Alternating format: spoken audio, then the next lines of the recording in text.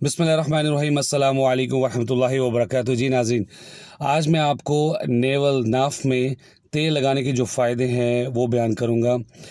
देखिए, जब बच्चा माँ के पेट में होता है तो इसको जो भी खुराक मिल रही होती है वो इसी नेवल के थ्रू मिल रही होती है और इसके अटैचमेंट माँ के साथ जब तक पैदाइश नहीं होती तब तक रहती है।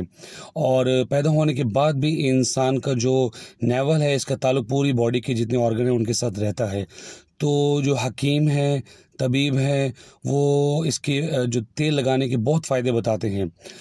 इसमें आप 4 किस्म के ऑयल लगा सकते हैं। इंशाल्लाह मैं आपको लगाने का जो तरीका है वो इंशाल्लाह वीडियो के एंड में आपको मैं बताऊंगा इंशाल्लाह।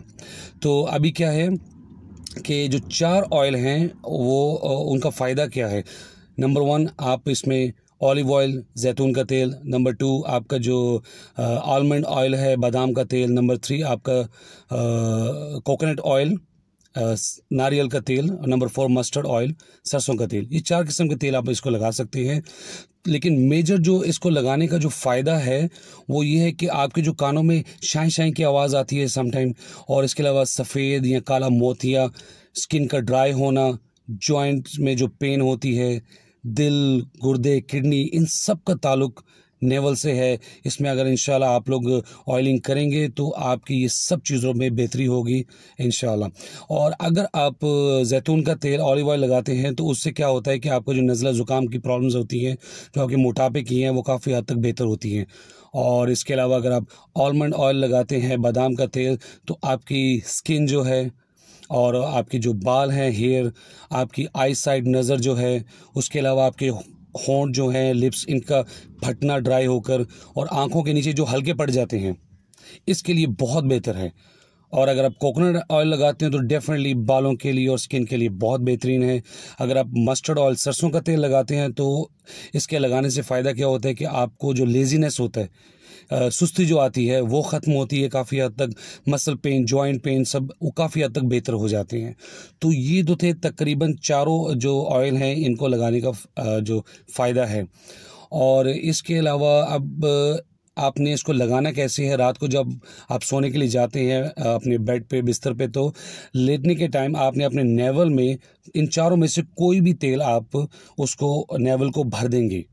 ठीक है जी, कोशिश करें बाहर ना गिरे, नेवल तक भर दें।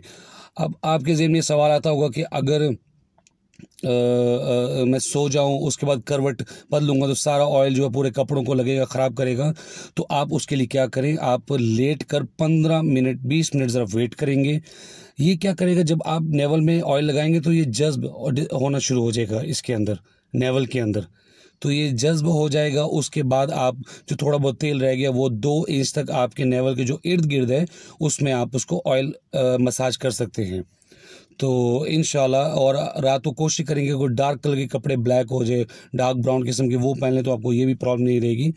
तो इंशाल्लाह पूरी उम्मीद करता हूँ कि ऑयल लगाने से अपने नेवल में आपको ये इस किस्म की जो प्रॉब्लम्स है उनका काफ़ी हद तक अजाला होगा, फ़ायदा होगा।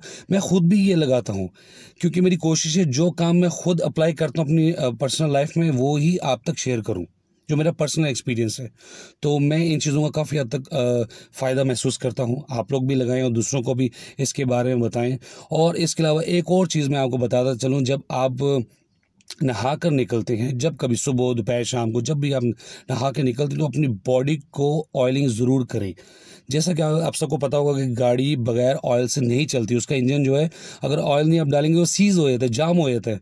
तो इसी तरह हमारी बॉडी भी बिल्कुल बगैर ऑयलिंग के जाम हो जाती है, हमें मूवमेंट हमारी मुश्किल हो जाती है। तो आजकल की जो हमारी रूटीन्स है और जो हमारी खुराक, डाइट है, वो इस किस्म की है कि उसमें तो हम लोग बिल्कुल ही यानी कि जम के रह गए, इसको कहते हैं। मूवमेंट ही मुश्किल होगी, ना हमारी वॉक है ना कुछ है। तो कम से कम आप क्या करें, जब आप नहा के निकलते हैं तो ये ना फिक्र करेंगे जिसम में, बॉडी पे मैं ऑयल लगाऊंगा तो पूरी बॉडी मेरी जो है वो ऑयली चिपचिप हो जाएगी। ऐसा कुछ भी नहीं है। आपने करना क्या है, जब बॉडी वेट होती है तो उसको आप टॉवल के साथ पूरा साफ़ कर लें, जितनी हद तक साफ़ करना, बहुत ज़्यादा आप उसको ड्राई नहीं करें। जब थोड़ा बहुत पानी बॉडी पर रह जाएगा तो अपने हाथ पे आपने जैतून का तेल, मस्टर्ड ऑयल या कोकोनट ऑयल को, पर इसके अंदर स्मेल आती होगी, बंदा उससे ज़रा भागेंगे।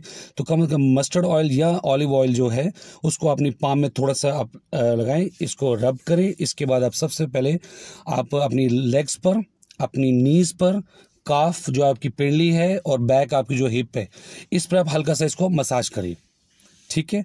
इसके बाद दोबारा आप पाम में ले, इसको आप पूरे अपने आर्म्स पे, अपनी चेस्ट पे, अपने बैली पे, पेट पर और अपने शोल्डर्स पे आप इसको ऑयल का मसाज करें। और जितना हाथ बैक तक आपका हाथ जाता है ऑयल का, आप बैक को भी आप उसको ऑयल करें, तो आप देखेंगे इंशाल्लाह इंशाल्लाह, और ये कुछ चिप कुछ भी नहीं होगा, कोई स्टिकी नहीं है। आप बिलीव करें, आप लगाने के बाद स्पेशली ऑलिव ऑयल, मस्टर्ड में थोड़ा सा थिन, वो कहते हैं हम उसको, थोड़ा सा रहता है उसमें ग्रीसी, लेकिन इतना ज़्यादा नहीं है।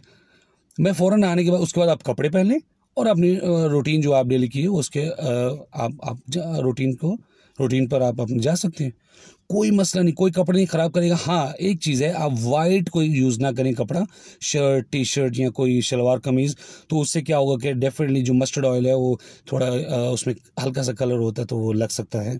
तो बाकी आप डार्क कलर पर, मैं इससे थोड़ा सा माफ़ी चाहता हूँ, मैं खुद डार्क कलर पहनता हूँ इसी वजह से कि एक तो ब्लैक कलर में, मैं आपने देखा होगा वीडियोज़ में ज़्यादा ब्लैक यूज़ करता हूँ, ये मेरा ट्रेडमार्क भी है। और इसके अलावा इसमें आपका जो ऑयल शॉयल अगर कुछ भी है वो भी महसूस नहीं होता, तो बंदा थोड़ा सा फिट और स्मार्ट भी लगता है, थोड़ा सा छोटा मोटा धोखा चलता है इतनी हद तक।